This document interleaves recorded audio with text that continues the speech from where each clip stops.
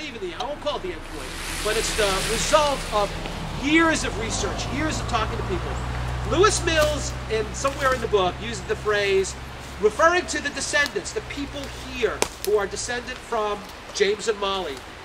He talks about the ever-widening circle, of descendants. We have people here from Connie's from Louisiana, Veronica's Indiana, we've got Tanya's from California, who all have come here today, and if I'm missing you, I apologize, they've come here today to honor their ancestors. And that's just, I think, amazing. That's what makes the work that I've done here, I had fun doing it, but when I get that kind of result, that kind of feedback from people whose ancestors left the site behind, I am kind of overwhelmed by it. So, one more round of applause.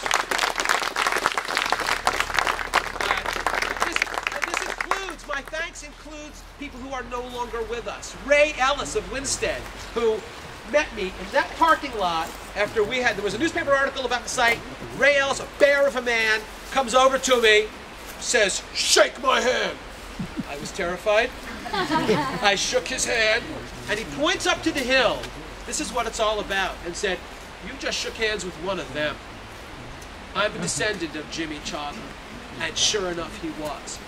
This is about Henry Messenger, who I gave a lecture about the lighthouse at the University of Connecticut, and this elderly gentleman approached me with a brown paper bag and said, "I'm a descendant, I want you to have this." And inside the bag were pieces of a splint basket that Mr. Messenger told me his grandmother, a Narragansett Indian living up here, had made, and I know that his grandmother was a great-granddaughter to James and Molly. I have her birth record.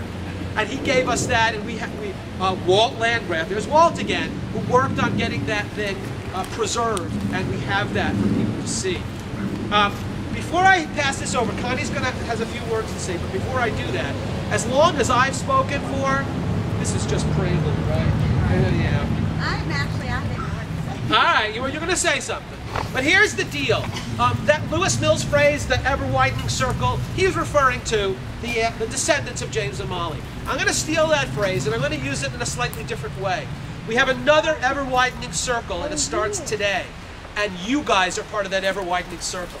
It's an ever-widening circle of people who now know the story. This story will never be forgotten. It will never die. And I hope that's the result of the work that our students have done, that the DEP has done, that the Barkhamsted Historical Society has done, that the FRCC has done, that Lynn, that Walter has done, and all the folks who contributed to this. That work has resulted in a permanent memorial to the folks